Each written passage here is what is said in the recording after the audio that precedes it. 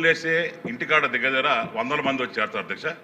ఇప్పుడు వరకు కూడా గోకులం స్టేట్స్కి డబ్బులు ఇచ్చిన దాఖలాలు లేవు అధ్యక్ష. దయచేసి తమ ద్వారా విజ్ఞప్తి చేస్తున్నాను ఏంటంటే దయచేసి ఈ గోకులం స్టేట్స్ ఏవైతే ఉన్నాయో దానికి డబ్బులు రిలీజ్ చేయాలా. నెక్స్ట్ వచ్చి ఎన్ఆర్ఈజిఎస్ డబ్బులు కూడా ఇప్పుడు కూడా నరేగా ఫండ్స్ రావట్లేదు అధ్యక్ష. మూడోది గ్రీన్ అంబాసిడర్ అధ్యక్ష. ఊరూరు తిరిగి చెత్త విడిచి మరి క్లీన్ చేసే వారికి దగ్గర 8 నెలల 9 నెలల నుంచి ఇప్పటి వరకు వాళ్ళ శాలరీస్ పడలేదు అధ్యక్ష. దయచేసి తమ ద్వారా నేను గవర్నమెంట్ రిక్వెస్ట్ చేస్తున్నా అధ్యక్ష. తప్పకుండా ఈ గ్రీన్ అంబాసిడర్స్కి వాళ్ళకి ఇమీడియట్గా ఏమైతే శాలరీస్ ఉన్నాయో అవి ఇవ్వాలని చెప్పి నేను తమ ద్వారా నేను గవర్నమెంట్ రిక్వెస్ట్ అధ్యక్ష. రెండో పాయింట్ అధ్యక్ష, ప్రతి ఏవైతే టెంపుల్ టౌన్స్ ఉన్నాయో ప్రతి టెంపుల్కి కన్సర్న్ ఒక హాస్పిటల్ ఉంది అధ్యక్ష.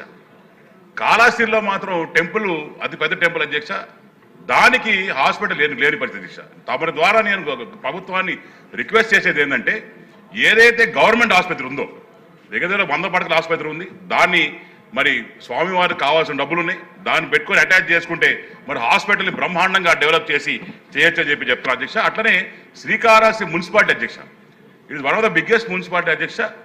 దగ్గర 90,000 96,000 పైచిలకు జనాలు ఉంటారు.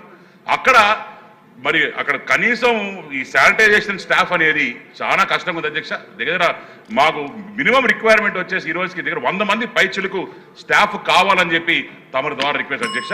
ఇంకా లాస్ట్ బట్ లీస్ట్ అధ్యక్ష, ఇంకొకటి మేము అడిగే క్వశ్చన్స్ ఏవైతే ఉన్నాయో దాని మీద చర్యలు తీసుకుంటున్నారా లేదా, ఇవన్నీ కూడా ఇప్పుడు ఈ కాలం టెక్నాలజీ వచ్చింది. దయచేసి మేము రిక్వెస్ట్ ఏదంటే మేము ఏమైతే ప్రశ్నలు అడుగుతున్నారో దాని మీద వాట్సాప్ రూపంలోనూ మెయిల్ రూపంలో పంపిస్తే మాకు కూడా దాని మీద ఏం చర్యలు తీసుకుంటున్నారో దానికి చర్యలు తీసుకుంటారా లేదా అనేది మాకు ఒక క్లారిటీ వస్తుంది. నమస్కారం.